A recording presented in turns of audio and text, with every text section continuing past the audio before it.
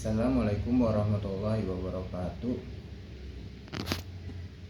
Di sini saya akan menjawab 8 pertanyaan mengenai sejarah peradaban Islam, mulai dari masa Rasulullah hingga perkembangan Islam di berbagai belahan dunia.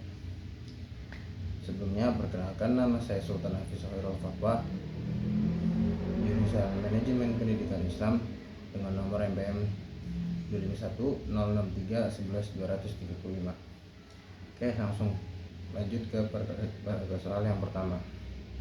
Piagam Madinah dan sistem Diwan sebagai fondasi stabilitas politik Islam. Piagam Madinah merupakan perjanjian yang menyatukan berbagai kelompok masyarakat Madinah, baik Muslim, Yahudi maupun suku-suku Arab lainnya. Nah, piagam ini menunjukkan bahwa Rasulullah SAW membangun negara berdasarkan prinsip keadilan, toleransi, dan kesepakatan bersama. Pada masa Umar bin Khattab, sistem administrasi negara atau Diwan diadopsi dari tradisi Persia. Umar tidak hanya menolak budaya luar selama bermanfaat dan tidak bertentangan dengan nilai Islam. Strategi adaptasi budaya dan inklusivitas sosial ini menjadi fondasi stabilitas politik karena mampu mengakomodasi keberagaman masyarakat yang berada di bawah kekuasaan Islam. Dengan demikian, ekspansi wilayah tidak hanya menimbulkan konflik berkepanjangan. Dalam konteks modern, prinsip tersebut relevan untuk menghadapi pluralisme sosial. Masyarakat yang beragam membutuhkan sistem yang inklusif, menghormati perbedaan, dan mengutamakan dialog demi menjaga persatuan. Jawaban ini saya dapat dari Hamidullah Muhammad the First dari buku The First Written Constitution in the World dan Ali K. Sejarah Islam. Lanjut ke soal yang nomor 2. Evaluasi kelemahan dinasti Umayyah dan Abbasiyah. Dinasti Umayyah berhasil memperluas wilayah Islam secara besar-besaran.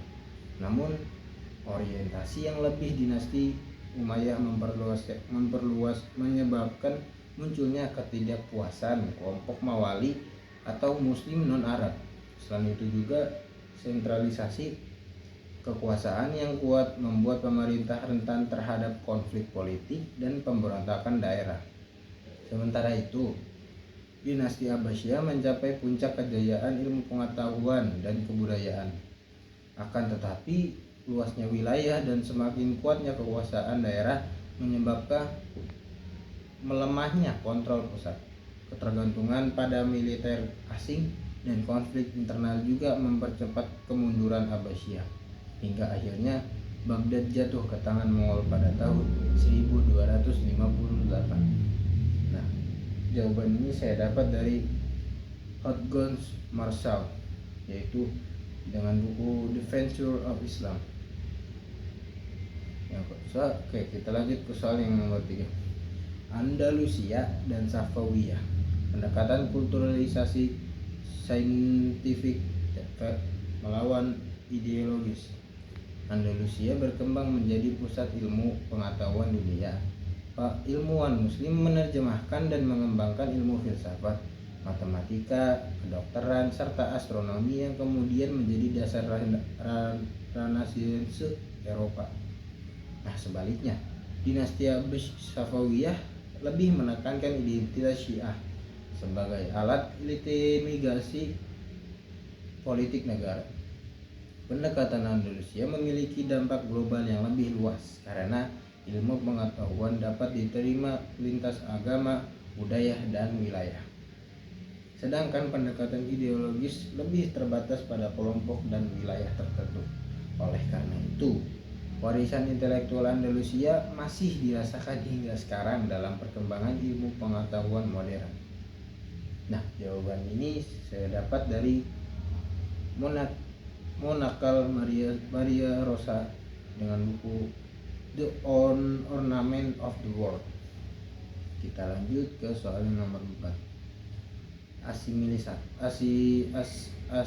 Asimilasi Mongol dan strategi ekspansi Turki Utsmani. Awalnya bangsa Mongol menghancurkan Baghdad pada tahun 1258. Namun setelah berinteraksi dengan masyarakat muslim, sebagian penguasa Mongol memeluk Islam dan mendirikan kerajaan Islam seperti Ilkhanat dan Mughal. Fenomena ini menunjukkan bahwa kekuatan budaya dan peradaban Islam mampu memengaruhi para penakluk menjadi bagian dari peradaban yang mereka kuasai. Di sisi lain, Turki Utsmani mempertahankan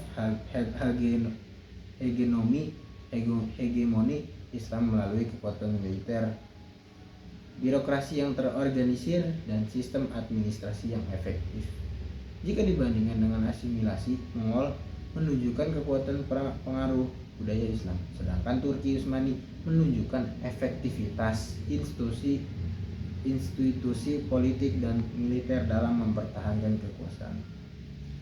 Jawaban ini saya dapat dari buku The Great Arab Conquest. Oke, kita lanjut ke soal yang nomor 5. Islamisasi, damai, dan karakter dalam Islam Indonesia. Islam masuk ke Indonesia melalui perdagangan, perkawinan, dakwah para ulama, dan proses akulturasi budaya. Karena berlangsung secara damai, Islam di Indonesia berkembang dengan karakter moderat, toleran, dan mampu berdialog dengan budaya lokal. Konsep Islam Nusantara maupun Islam kosmopolitan lahir dari kemampuan Islam beradaptasi dengan tradisi masyarakat tanpa kehilangan nilai-nilai pokok ajarannya. Dalam menghadapi radikalisme global karakter Islam, Indonesia menjadi modal penting karena menekankan keseimbangan, toleransi, dan persatuan. Jawaban ini saya dapat dari Jaringan Ulama Timur Tengah dan Nusantara. Lanjut ke nomor 6. Kritik terhadap narasi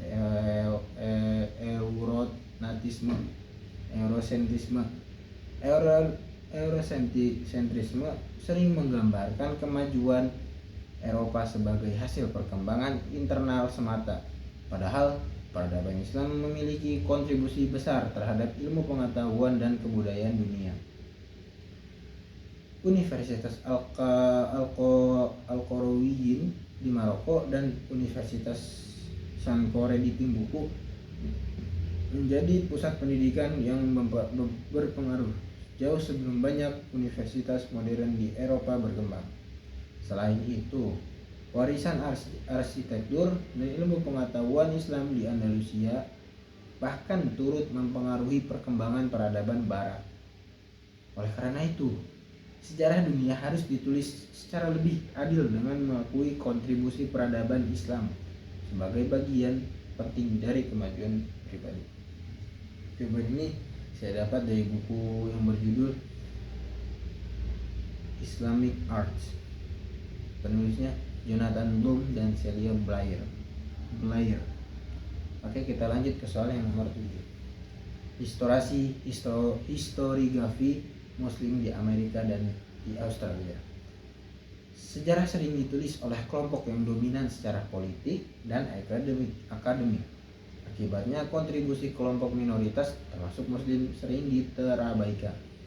Bukti sejarah menunjukkan adanya hubungan PAUD Makassar dengan masyarakat aborigin Australia Utara sebelum kolonisasi Eropa. Selain itu, terdapat berbagai teori mengenai kemungkinan kontak Muslim dengan Amerika sebelum Columbus.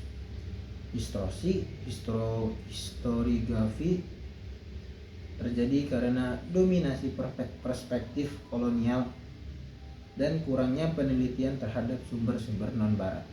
Strategi rekonstruksi sejarah dapat dilakukan melalui penelitian lintas disiplin, pemanfaatan arsip lokal, kajian arkeologi, dan memasukkan perspektif masyarakat Muslim dalam penulisan sejarah global. Jawaban ini saya dapat dari buku yang berjudul Islam in Australia. Penulisnya Abdullah Said. Kita lanjut ke yang nomor 8, yang terakhir. tesis peradaban Islam di era digital. Menurut Ibnu Khaldun, peradaban berkembang karena adanya asabiyah atau solidaritas yang sosial yang kuat.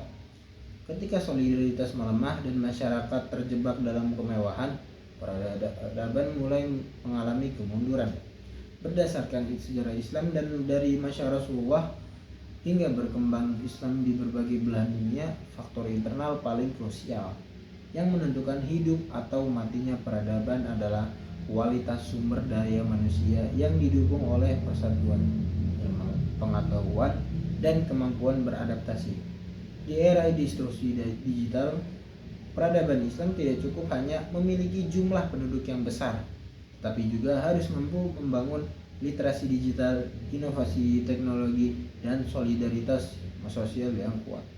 Dengan demikian, masa depan peradaban Islam sangat ditentukan oleh kemampuan umat untuk mengintegrasikan nilai keislaman, ilmu pengetahuan, dan teknologi secara seimbang. Oke, buku sumber yang saya dapat ini dari buku yang berjudul Muqaddimah yang ditulis oleh Ibnu Khaldun. Demikian jawaban yang saya dapat sampaikan. Semoga dapat menambah pemahaman mengenai dinamika sejarah dan perkembangan peradaban Islam dari masa ke masa. Ihdinas siratal mustaqim. Wassalamualaikum warahmatullahi wabarakatuh.